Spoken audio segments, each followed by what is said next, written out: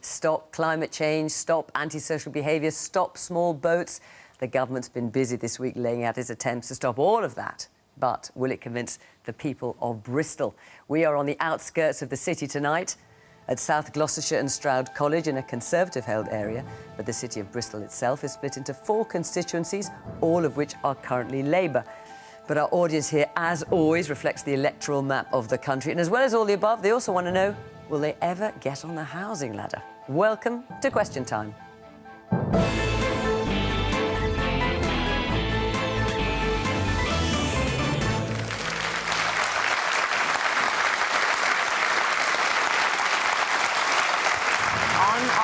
Tonight from the government, Dr Andrew Murrison is Minister for Defence, People, Veterans and Service Families. He served in the Royal Navy as a medic for 18 years, including a 6-month tour of Iraq in 2003. Emily Thornberry was elected to Parliament 18 years ago. She was Shadow Foreign Secretary for 4 years before running unsuccessfully for party leader in 2020. She now shadows what is effectively the government's in-house lawyer, the Attorney General. Helen Morgan is in just her 2nd year as an MP. She won the North Shropshire by-election, overturning centuries of Conservative domination there, taking the Lib Dem tally to 14. She now speaks for her party on levelling up, housing and communities. Fraser Nelson is editor of the right-leaning weekly magazine The Spectator, which has been running for nearly 200 years. He also writes a column for the Daily Telegraph.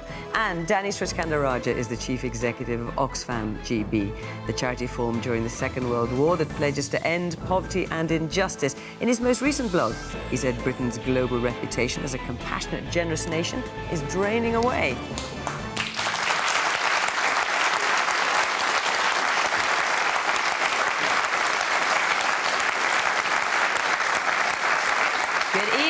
Welcome to our panel, welcome to our audience here in Bristol, and of course welcome to you at home as well. As ever, we're on social media, and just to remind you that we are also on iPlayer at 8 o'clock every week, as well as, of course, being after the 10 o'clock news on BBC One.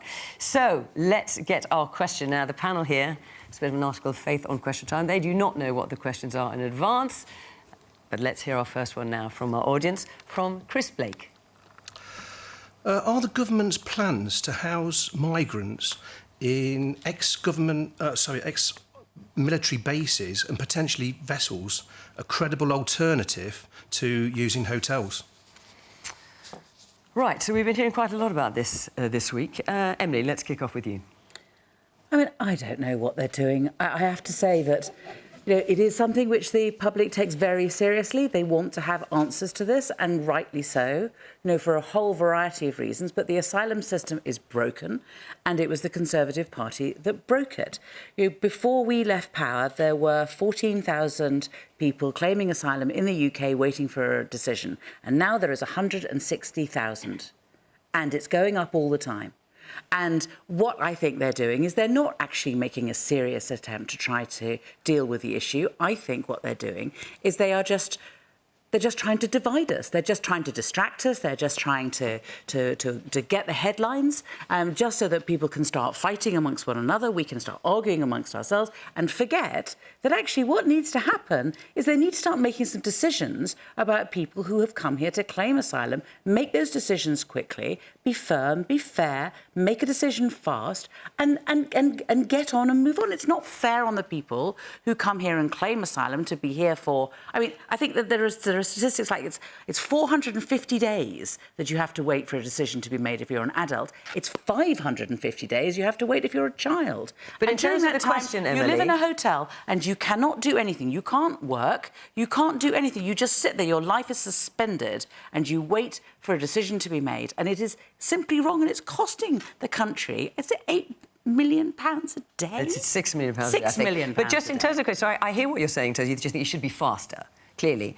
But in terms of Chris's question, are the government's plans to house migrants in ex-military bases, potentially vessels? That's a credible alternative to using hotels. I haven't had Labour objecting to that. OK, so first of all... Are you objecting to that? Yeah, first of all, there's not... I mean, it's not as though they're saying that it's going to be an alternative. It's going to be an add-on.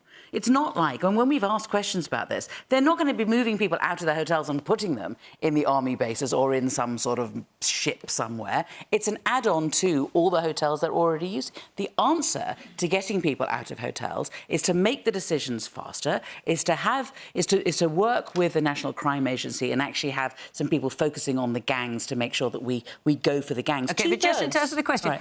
Do Labour support or object to the idea of using barracks to house asylum seekers? I mean, I think that, as I say, I think that it's not actually... What I object to with the use of barracks is that it's going to be used as an add-on to the hotel. Okay, so it's not a solution to the hotels. OK, but in principle, you don't have a problem with asylum seekers being put in barracks, just I don't have a problem with people being treated humanely, and I don't have a problem with a system which is firm and fast and fair. But frankly, none of that is here with that. All they're trying to do is set up a fight and an argument so that we don't think about the core problem and the core reason why we have a problem. OK, so you're not committing to as to whether you're supporting barracks or not. No. Andrew, is it a credible alternative? What we've got to do is establish safe and legal routes for people who are seeking asylum.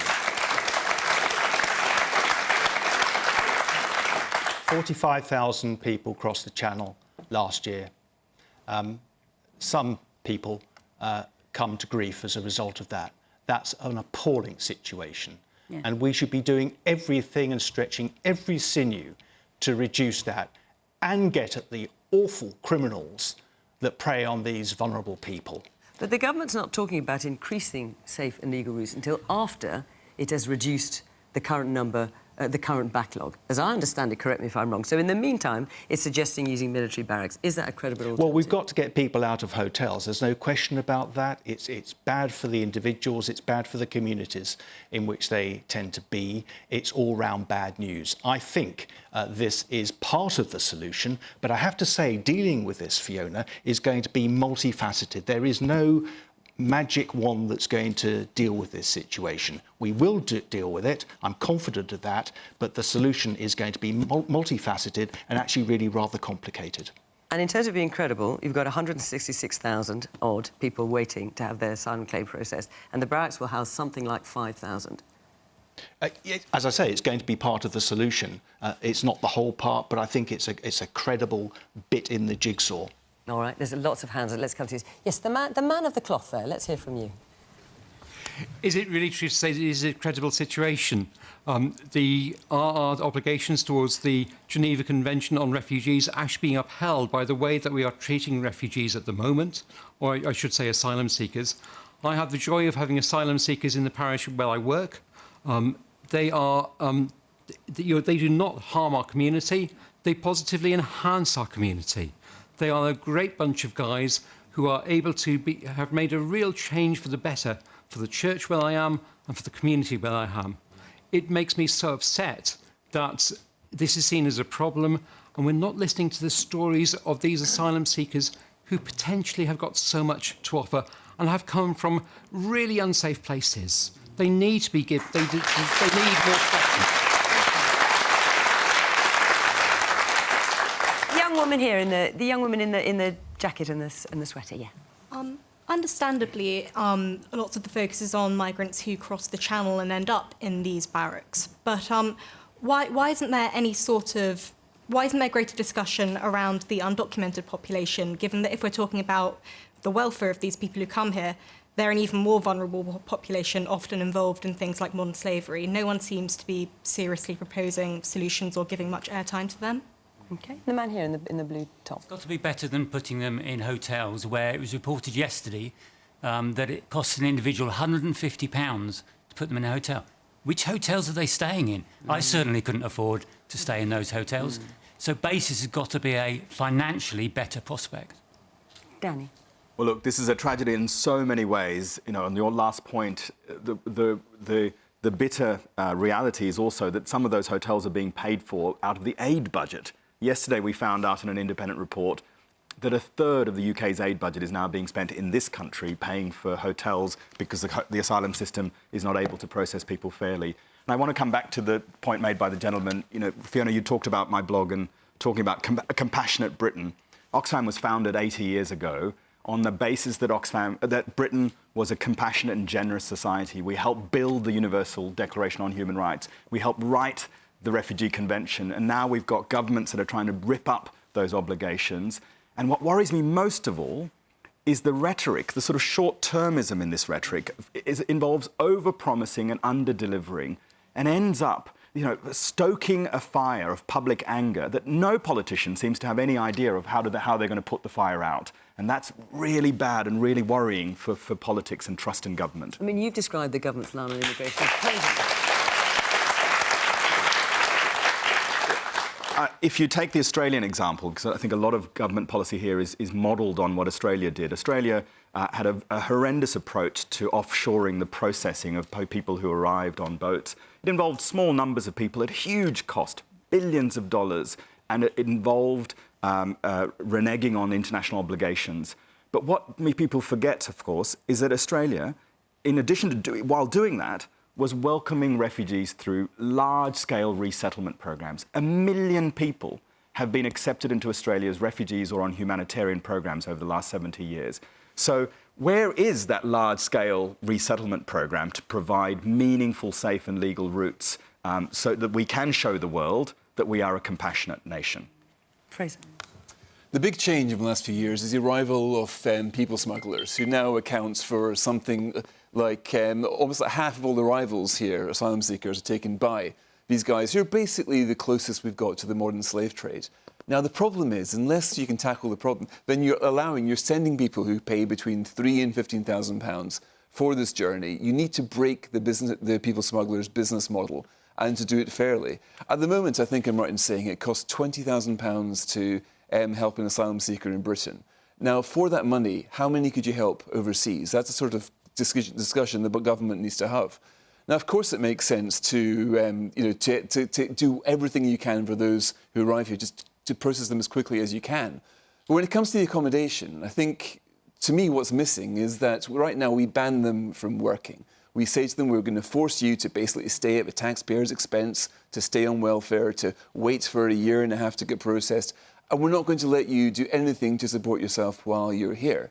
Now, these are some of the most energetic, most ingenious people that are incredibly creative. It seems to me a waste of money, a waste of talent to ban them from working. Yeah. So I think that is something that would save the accommodation. Just don't force them to stay at the taxpayer's expense. Look at the way when the Ukrainian refugees came in here, it was a very different situation. We allowed them to work. I think most of Ukrainian refugees managed to find a job, and many of them are now self-financing. I think this is a country with something like 1 million vacancies right now, one of the most we've ever had. We badly need workers. We've got people desperate, I think, to do a good living here. So I think it's possible to have a system where you can... and by the way, I do support the government's plan for Rwandan deportations. I didn't used to.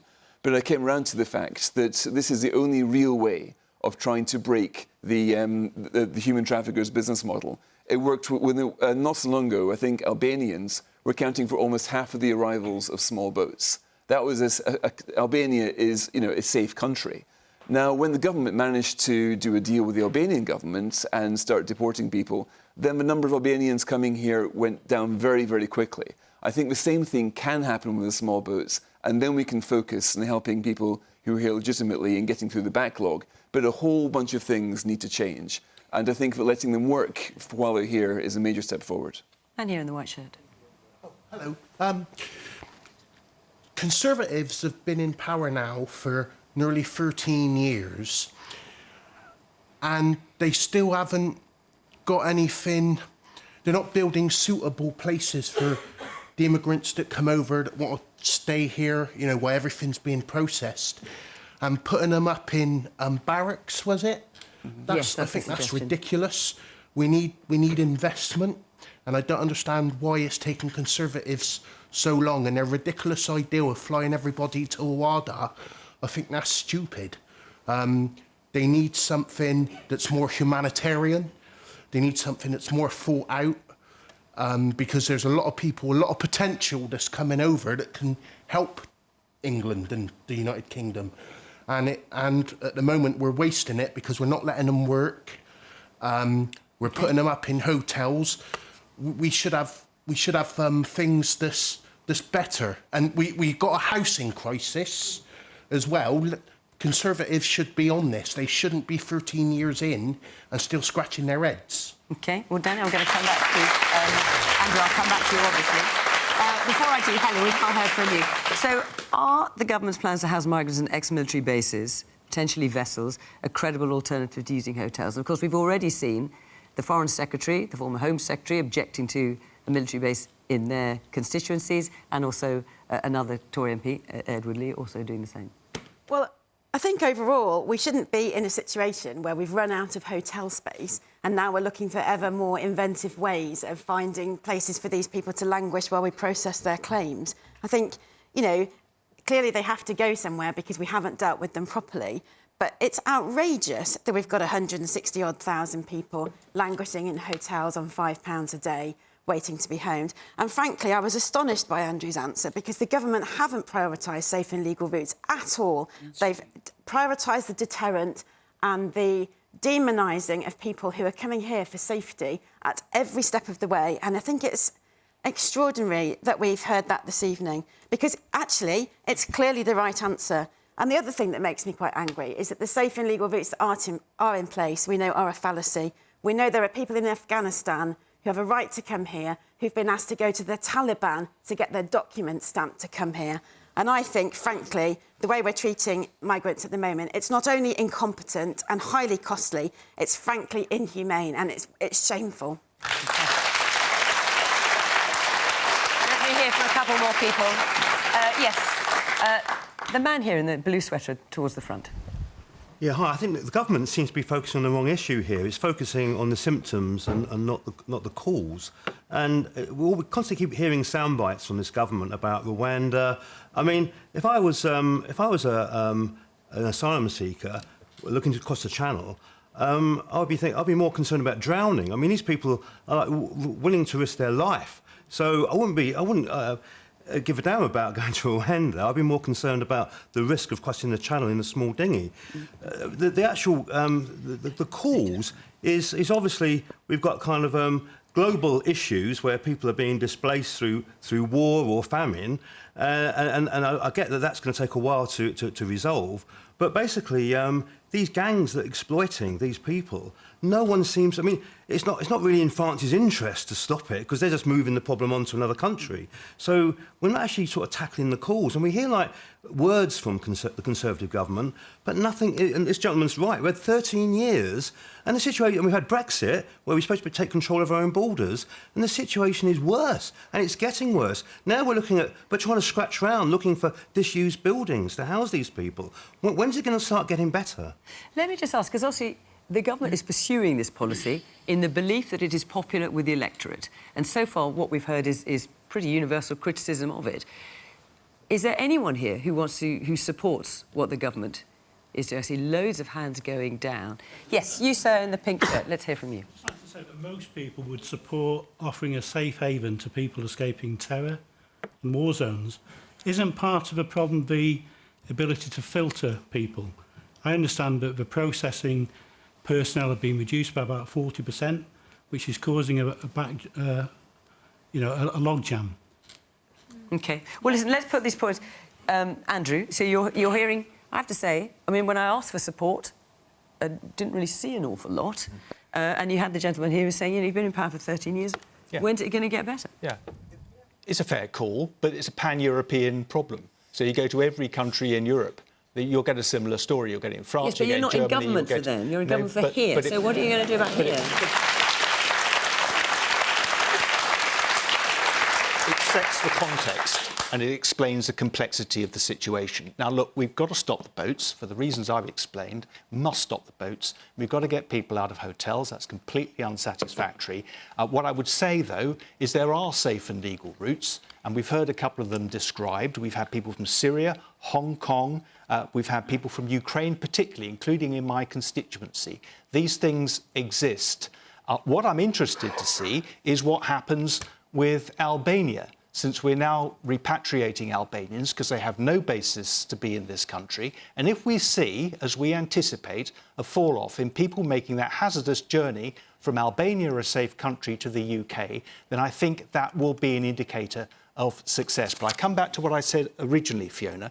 The solution to this isn't one-off, it's multifactorial, and the things we've heard described this evening are all part of a solution, but it's going to be long and complex, and at the end of the day, it will be incomplete. There will always be people who make that hazardous journey. What we have to do is to drive that down to a minimum and make sure genuine asylum seekers seek safe and legal routes to claim asylum in this country where they have always been welcomed. OK, I'm going to take another question. Before I do, I just want to say that we are on a 2-week break after this programme for Easter, as indeed are MPs. And when we return, we will be in York and then we'll be in Ealing in West London. So if you'd like to come to a future programme, the address is on the screen here. Have a look there and you can see how to apply. So that's York and then Ealing in West London. We would love to see you. Right, let's take another question. I'm going to try and get through a number, if I can, tonight. Jeff Halls. Can we ever get to net zero? Right, OK. So the UK policy is to get to net zero by 2050, so to put no more greenhouse gases into the atmosphere than we take out. Can we get to net zero, Andrew? The government's made a big play today of its Green Day, whatever it's calling it. Yeah. The answer is yes, we can and we must. And there are 2 reasons for that, and they're 2 sides of the same coin. 1 is the environment and our need to protect it. 2 is our security. And if the past few months have taught us anything at all, is that we must become more self-reliant on energy. 40% of our electricity last year was generated from renewables. We've cut our emissions since 2010 by 50%. That's the fastest rate in the G7. We're doing well in this country, and also that's generating prosperity for us and jobs, including in my own constituency. So there's every good reason, whether you believe in climate change or not, whether you think it's man-made or not, to be supporting this. And the answer to the gentleman is yes, we can, and yes, we will. Danny. I agree with Andrew on one point, which is that we must. I was in Somalia recently, where there is a heartbreaking drought, the worst drought we've seen in 40 years. And people in that part of the world who've had nothing to do with climate breakdown are suffering the consequences of climate breakdown today. There's been an 8-fold increase in humanitarian need as a result of extreme weather events that are driving droughts, floods, wildfires, cyclones. And so we have to do something like this. But the plans that the government have set out today are tinkering at the edges. There's no new money, there's no new investment, there are no new ideas. We need a game-changing set of interventions. And I was really disappointed that the Chancellor today wrote a blog that said that he doesn't want to get into a race on subsidies with the United States on who can subsidise green technology. This is a race to save our planet, to save our species. We need much better, more significant interventions from government. OK. The woman there in the orange cardie. When are the government going to stop their greenwash? At the same time they're saying they're doing such a wonderful job, they're outsourcing most of the carbon emissions to China and so on, because our manufacturing's been destroyed. And they're granting airport expansions, they're granting covering coal mines, they're granting North Sea oil. They're talking one thing, but actually doing very, very little. OK. I will come back to that. Yes. One there with the glasses. Yes. I think it's quite ridiculous that the Minister talking. Oh, hang on a minute. I've got the microphone in the wrong place. Wait a minute. I'll come to you in a second. I can't try to see. There's a woman back there in the glasses with a purple top. Yes. Oh, me. I think this question relates to the earlier question about immigration, because the things that we're doing in Britain now are going to have an impact on a lot of countries around the world. We're seeing it already with very low-lying islands, the Maldives, other places where people are having to leave their homes and resettle. So in terms of how the government is addressing all of this, are you going to start looking at how we start dealing with climate refugees? Okay. Now, who was it who was trying to... Was it you? Right, let's hear from you now. I think it's quite ridiculous that the Minister's talking about his government's record like that, when only this week the government's own Committee on Climate Change said that they're only on track in 5 out of 45 of the objectives to reach net zero by 2050. And that's at a time when, as I said before, they're continuing airport expansion, like here in Bristol, and they're also giving new oil licences to places in the North Sea and pushing that forward. I think that the government to claim that they're on track is completely ridiculous. OK. Actually, Helen, I'm about to come to you. Before I do, Andrew, do you want to answer some of these points? Because the government has given the green light to the opening of a new Cumbrian coal mine, which has been criticised by the UN. You've got the point here. You've also got the Climate Change Committee saying the government's not on track. You've got the National Audit Office saying the government's not on track. Oil and gas licences off Scotland.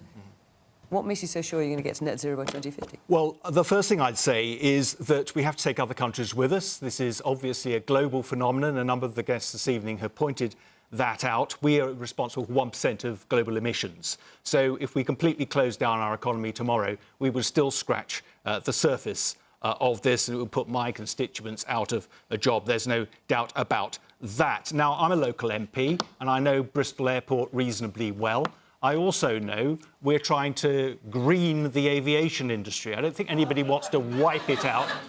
I don't think anybody wants to... Hang on a minute. Why do you think people are laughing at that? Well, I think it's because aircraft and green don't necessarily automatically go into the same basket. On Saturday, the government's halving air passenger duty on domestic flights. Does that feel particularly green? If we are to maintain people's desire to do air travel, go on holiday reasonably cheaply, then we do have to green, as far as we possibly can, the aviation industry, and that's absolutely an imperative. Well, I'm not going to turn round to my constituents who work really hard, day in, day out, and who look forward to their 2 weeks in the sun. I'm not going to turn around to them and say, I'm sorry, but you can't do that. But if you lived in France or Germany or Italy, then you can. I think that would not be a popular thing to do. What I would say is, just to reiterate the point, we are streets ahead of our peer group. I'm really proud of the fact that we are decarbonising at the fastest rate in the G7. I think that is a real achievement. We should be proud of that. But I agree entirely, there is so much more to be done. I agree 2050 is a challenge target. It's going to be really difficult. It's going to alter profoundly the way we live our lives. But we have to do it. Helen. OK, all right, you're saying 2050 is too late. I mean, Helen, it comes down to very difficult choices, doesn't it? I mean, you're getting a barracking here from some people in the audience about flights, for example, but people do want to get on flights. They do want to go on holiday and not be told that they can't do it, for example. I mean, there's lots of things like that. Well, that's true, but I think the government has made some really, appalling progress, really, since 2015. I think we did make good progress, actually, when we had a Lib Dem Climate Secretary, Energy Secretary, and we quadrupled the energy output from renewables, but it's been pretty sluggish since, and people in the audience, I think the lady over there already mentioned the Cumbrian coal mine.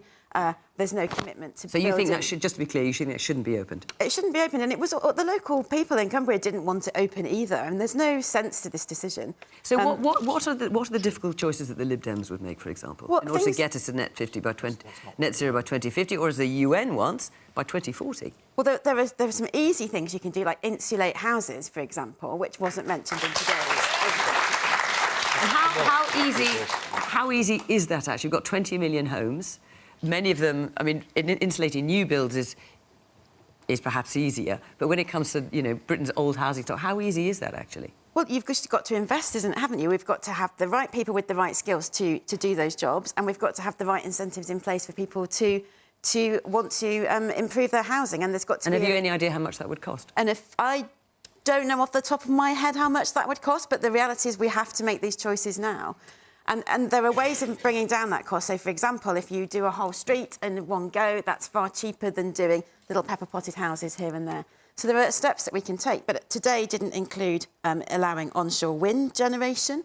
I mean, there are loads of things that could have been done today that were simple, straightforward steps that were missing from this plan. And I'm afraid the lady up there is right. This was just greenwashing. Fraser. We're incredibly down on ourselves in this country about the progress we make. I mean, Andrew Murrison isn't quite right to say we've made the best progress in the G7. We've made the best progress in the G20. There is not an industrialised country in the world that has cut their carbon emissions faster than Britain. Closed all the coal mines. Well, yes, we have. We've moved to gas and it's a lot more efficient, but there is nowhere. And a lady there talks about greenwashing. Now, even if you include the things that we import from China, then we made the second best progress in the whole of the G20. Our carbon emissions are now the lowest since Victorian days, not since 1857 has our carbon output per capita been so low. This is, in my lifetime, carbon emissions have halved. Now, this is incredible progress, and the answer is not to tax the poor off the roads and out of the sky, is not to ramp up people's heating bills to even more unaffordable than it is already. This is being done, by and large, by simple scientific progress. We're using things far more efficiently, the engines of, I hate to say the word, but capitalism. Capitalism and technology, consumer choices, we are becoming cleaner and greener. We are learning to tread more lightly on the planet. But when you hear, Fraser, the UN saying we're just not getting there fast enough, we're not going to make it, we're not going to stick to this 1.5 degrees above the industrial level, above the 19th century, we're just not going to get there. Yeah, by the we, they don't mean Britain as 1%. No, sure, they mean the world. But China. Fairness, of course. And by the way, this is where I find Oxfam's position on this strange, because I would have thought, let's take China, right? In the last 40 years, China's carbon emissions have quadrupled. A big problem, right? But why they quadrupled? Because China has taken 800 million people out of poverty. When countries rise from their agrarian knees, when they stop being quite so poor, they start to consume a little bit. Now, is China's carbon footprint a price worth paying for taking all those million people out of poverty? I would say absolutely. We need to remember this. When we talk about we, sure, China, the rest of the world, I mean, the rich world's carbon emissions have been going down pretty much over the last couple of decades. It's the rest of the world where they're going up, and that's because people aren't dying quite so young. We're living better, fuller lives, and thank God for that. And carbon, if carbon is the price we pay for that, that is a price worth paying because there are other things we can do. We can do carbon capture. There are plans about that today. We can do all kinds of things. We do not have to make the poor and those who can barely afford to take a flight or drive in their car, they do not have to bear the price for this. Technology can do it, and we know that because look at the last 40 years. The progress we're making in Britain is unbelievably good, and we should congratulate ourselves, I think, a little bit more for that. Emily. I think that some country is going to win this global race for becoming a green economy. And I can't see any reason why it shouldn't be us. You know, we were the country that first industrialised. We're the country that should be able to show the way when it comes to an alternative way of living. And that would give us security. We wouldn't need to worry about Putin anymore. We would be making our own energy. We would be insulating our homes so that people's bills went down forever, would not go up again. We would have electric cars, but that does mean that we need to invest in plants that will be making the batteries. You know, we need to have a bit of vision and, quite frankly, a bit of leadership. And what we saw today was yet another bit of greenwash, as people have said, repackaged and a now kind of shinier green bit of paper. But it's Groundhog Day. It's the same thing over and over again, and it simply isn't radical enough. And I think people want this government to go further and faster because we all know we have an obligation to look after the world and we can lead the way. But Emily, what country is doing it better than us? That's not the point. That's not actually. Do you know what? Do you know what? It's not the point. It's not the point. It's not the point. First of all, I think it's arguable as to whether other countries are doing worse. I mean, you go to somewhere like Denmark or Sweden, and you see the way in which they insulate their homes and where they get their energy from. But the point is this, right, is that with a bit, I mean, given that we have the wind power that we have around our country, you know, given the potential that we have for renewables, we are not going fast enough. Why don't we have onshore wind? Why do we have these drafty homes? Why aren't we insulating them? Yeah. No, we are not. It's happening all the time. It's happening at breakneck speed. I'm getting this look, what we need to do is we need to be able to borrow to invest in our future in order to be able to kickstart our economy again, because our economy has been on a downward slide over the last few years. So not only can we bring people with us in terms of telling them about energy security and insulating their homes, but we can also say to people, there's good jobs out there. There's good jobs out there and there's a good future for our country. But we do need to invest to do that. And that is what we are saying. And that's why we say that we will borrow £28 billion a year and invest it in our future and get our economy going again and get a bit of growth in our economy and be growing in the right way. Okay. Well, we've been talking about insulating homes. Let's sort of in that area. Let's hear from Melissa Ward. Melissa, where are you? Should I accept the fact that I may never be able to afford to buy my own home? So should you have to accept that you may never be able to afford your own home? And you're... Tell us a bit about yourself, Melissa. You're how old? I'm 25. Right. And what do you do? I'm a trainee clinical scientist. Right. So that's a proper job right there. And so do you think you'll ever be able to afford it? Do you think it's just completely off the cards? You're renting, presumably, at the moment? I rent at the moment, yes. It just seems quite far out of reach, given rent prices and how difficult it is to save up for a deposit. Yeah. OK. I'm sure you won't be alone in that. Helen? Well, I think the crisis in the private rented market is well documented, and I think we're all aware that there's huge pressure on it. And just in terms of... I've just set up my office in North Shropshire. A couple of people moved to North Shropshire to come and work for me, found themselves in exactly your position, except they couldn't even find somewhere to rent. And somewhere like North Shropshire, where you would expect the pressures to be low, they're extremely high. People are struggling to find homes. I mean, well, the number of available homes to rent in the UK has decreased by a third since in the last 18 months. Well, look, housing is your brief. What can be done about it? Well, I think that there are two things. I think first of all, the top-down housing targets that all parties have had on their commitment sheet, if you like, for a long period of time, haven't delivered. We haven't delivered 300,000 new homes since the 60s, and it's not working. So we need to have a fresh approach to how we look at new housing. But for me, most importantly, we need to have a fresh approach to social housing, because we know there are 1.5 million people on social housing waiting lists, and that's adding pressure into the private rented market, pushing rents up for people like yourself who can't save for a deposit because of it.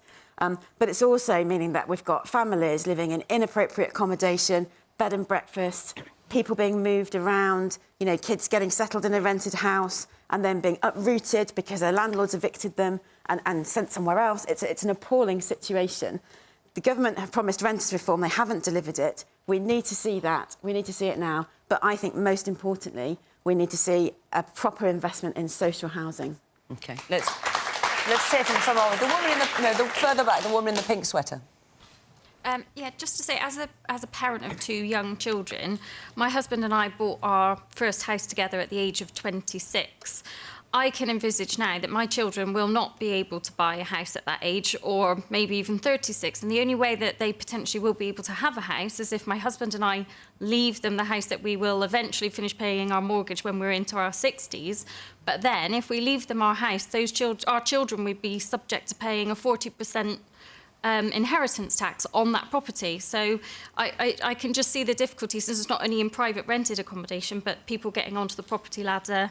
I just can't see it happening for people in their 30s at the moment. OK. Man here in the dark blue top. Yes, there with the short sleeves. Yes, you.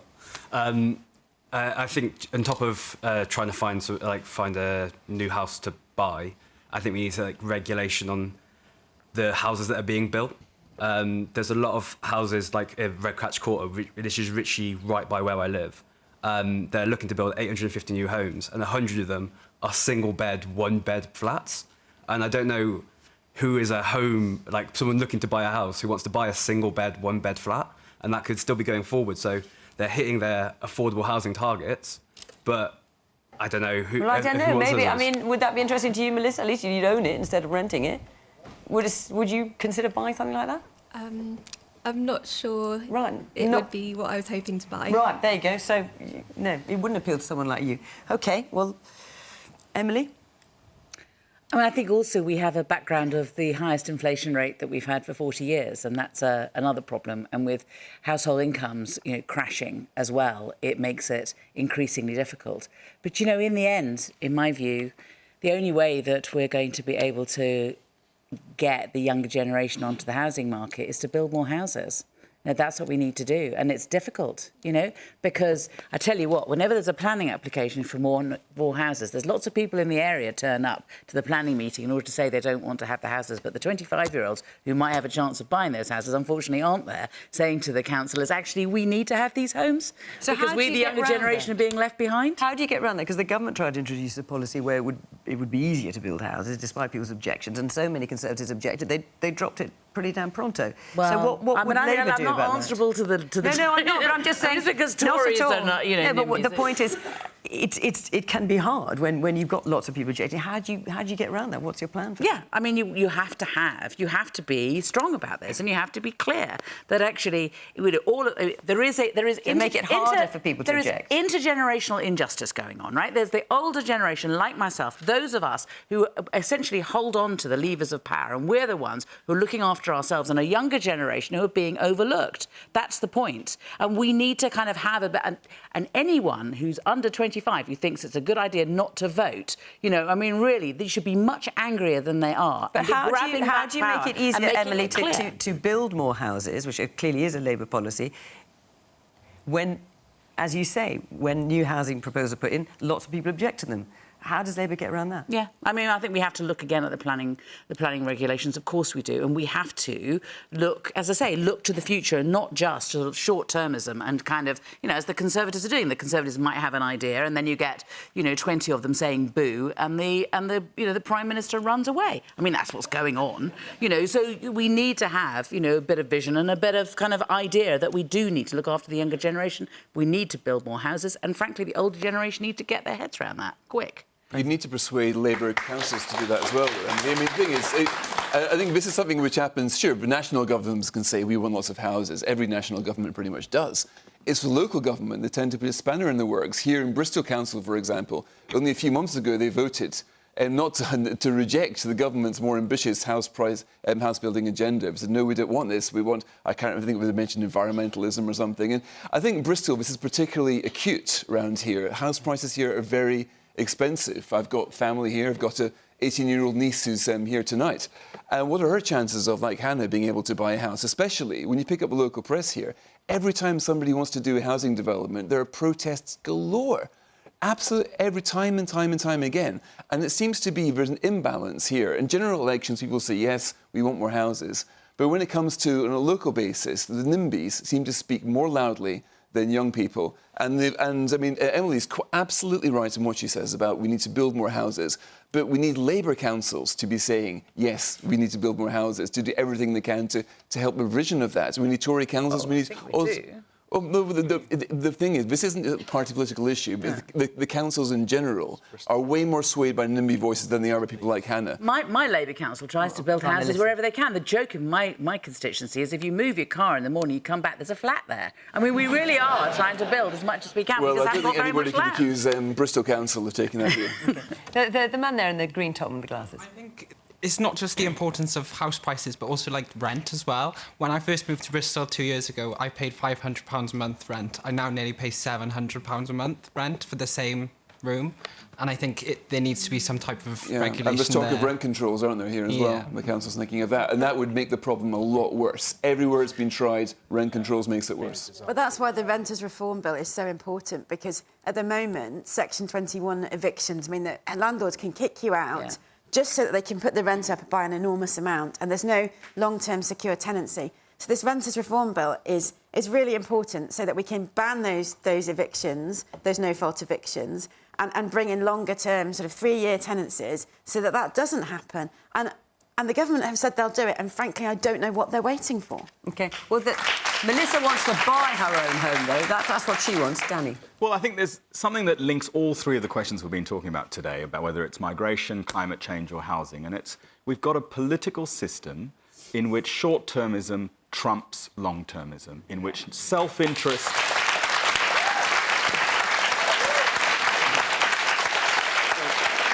The lady up there was talking about symptoms and causes of migration. You know, tonight, 800 million people will go to bed hungry around the world, and yet our government is cutting the aid budget. Mobility and the factors that drive it are long-term and are going to get worse. We need long-term solutions. Climate change, the young man here who was calling for more ambitious targets by 2030, while politicians are arguing about who are we going faster than with. Are we doing as much as we can to deliver intergenerational justice?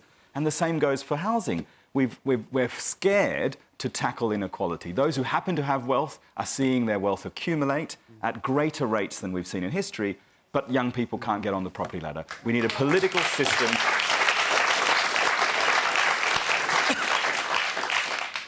Andrew, how are you going to help Melissa get on the property ladder? Melissa, I want you to have your own home. I think it's an aspiration. Well, not half as much as she does. How are you going to help her? I've got 5 children about your age, and I live this experience, and I'm with you. I'm from the party that introduced right to buy, and the reason for that, the reason that was a good thing is it gave people, for the first time in generations, the kind of thing that a lot of us in this room will have just taken for granted. So the aspiration is the correct one. We built 2.2 million houses since 2010.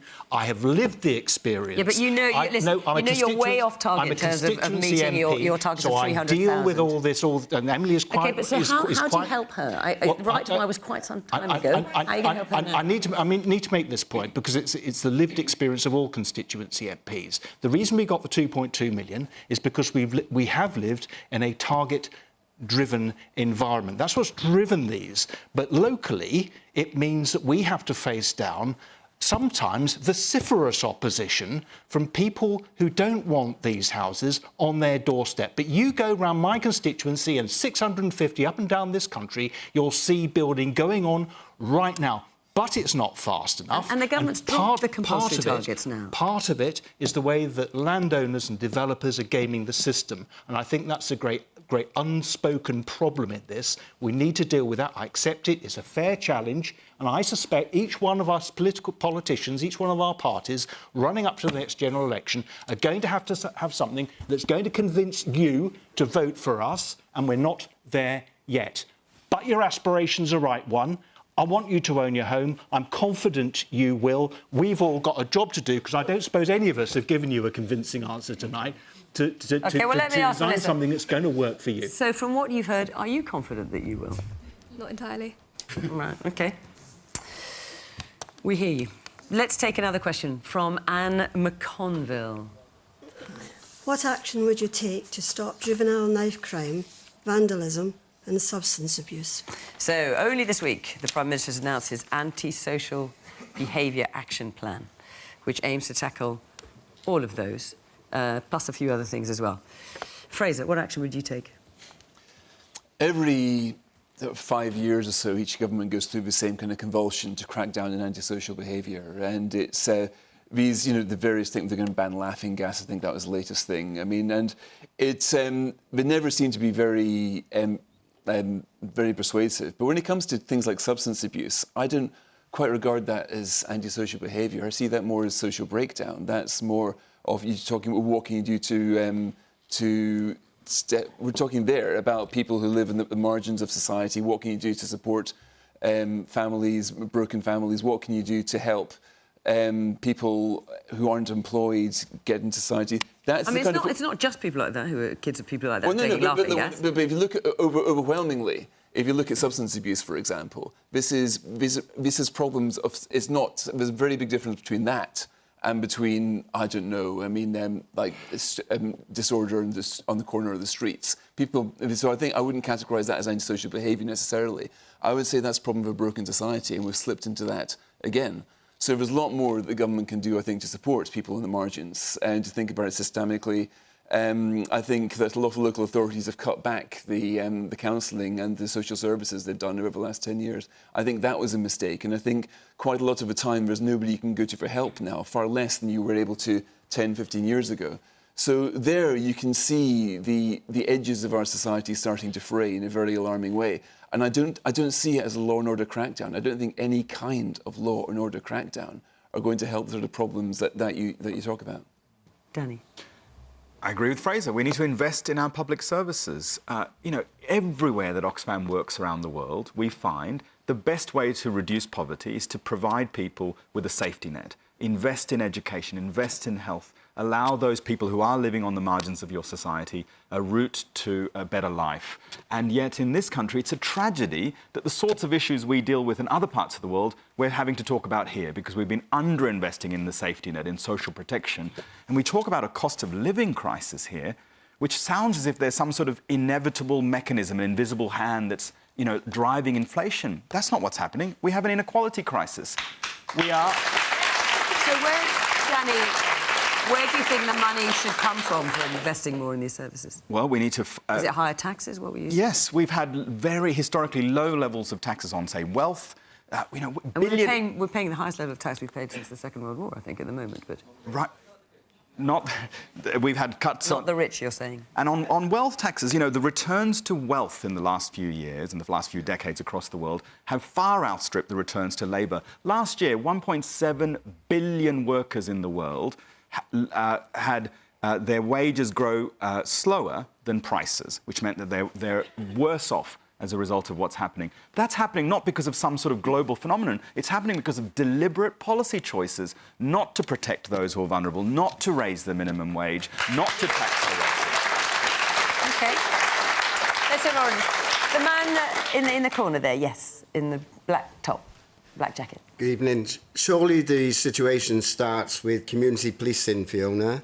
You had a police officer, I think, on your last show, was almost in tears, telling us there's no community policing at all these days. They're all being diverted into other crimes. And I just think if we've got more community police, we can start dealing with these issues. OK. And the woman there in the green top and the glasses. Yeah, I'm staggered, to be honest, at the gap between the audience and the panel, and the notion that you think that you're succeeding on green energy or that people support human beings washing up on our shores or being deported to Rwanda. I'm absolutely staggered. The way that we talk about serious youth violence is not to talk about crime, it's to talk about the trauma that they've actually experienced in the last 2 years.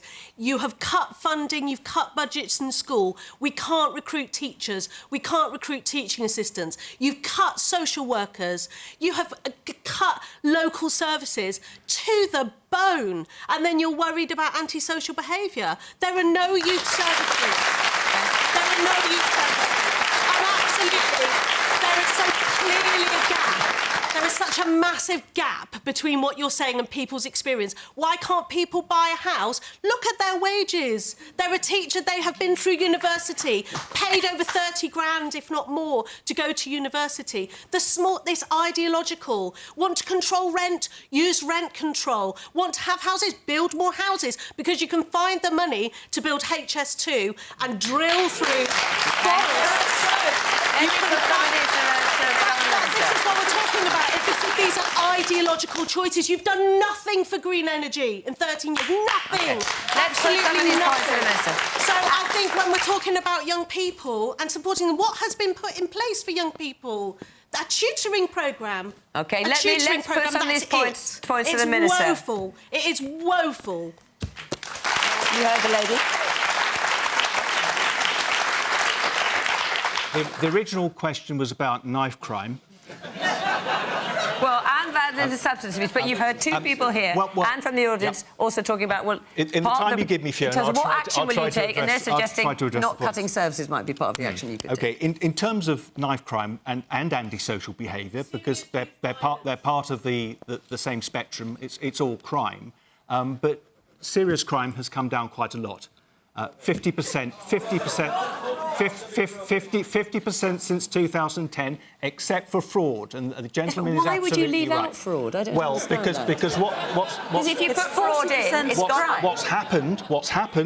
What happens is the criminals have become invisible, and it touches. But that doesn't mean they shouldn't be part of the statistics. No, but it touches on the point about community policing, because although we've recruited 16,000 policemen. What people say to me is they want visible policing, but those policemen are tackling online fraud. That's where the criminals No, they're not. Yes, no, they're not. They're yes, absolutely they are. Not. Online fraud is a calumny because it not. affects the most vulnerable. It affects the elderly and you those have 1,000 police officers dealing with fraud. Less robust. You have 8,000. Hang on, let Moss, then I'll let you. So it's vital that we do deal with fraud, and I'm very grateful to the gentleman for mentioning it. But a 50% cut since 2010 is a real achievement. Hang on, but I'm really confused. If fraud is such a calumny, why are you not including it in the figures? Those are the published figures. So those figures have excluded. So if you online include fraud, crime has gone up. No, it won't have gone up. Well, hang on. It will have. It's gone down. That's well, when the Conservative, I thought you might mention this. When the Conservative government came into power, there were just over 4 million recorded crimes. It is now 6.3 million. So, and there are different ways of recording crime. In fairness, really I get that, but that's according to the Office for National Statistics. So I just thought I'd put that in there. What action would you take to stop juvenile knife crime, vandalism, and substance abuse, Emily? Can I talk about fraud for a moment? Just very briefly. I've only got 4 minutes left, and I've got to get Helen in as well. 40% of crime is fraud. 1,000 police officers are dealing with fraud. You have 8,000 people in the Department of Work and Pensions dealing with fraud. I mean, that is the priorities. You know, we are not dealing with fraud properly, and we don't even record attempted fraud. So if someone tries to have a go at you and you ring up action fraud, they won't even record it because it's an attempted fraud and therefore not a fraud, and therefore they don't bother to record it. So, you know, the amount of crime that's actually going on. And the last lot of statistics that were published, I think were published 6 years ago, on the amount of money that we think that we lost in this country as a result of fraud, and it was £198 billion. And that is the amount of money we spent on the National Health Service in the first year of the pandemic. So, you know, the idea that the Tories can talk about, you know, crime going down when they're overlooking £198 billion worth of crime is quite extraordinary, in my view. And just listen briefly, because I must bring Helen in. What action would you take to stop... Let's deal with Anne's question. She's asked it. What action would you take to stop juvenile knife crime, vandalism and stuff? So there's very quickly, so we would reintroduce the PCSOs, the community police officers that we've been talking about, because no community can have policing done to it. You have to work with police officers, and that's the way in which you make a community safe. And the community's priorities then become the police officers' priorities because they work closely with that community. We have to spend, and we, Labour, would spend £1 billion on mental health, and we will be putting mental health workers in the schools. Every secondary school would have a mental health worker, and all primary schools would have one that they would be sharing, so that we can deal with those issues as well. Right. We would stop the way in which you can buy knives so easily online. I've got a list. I know.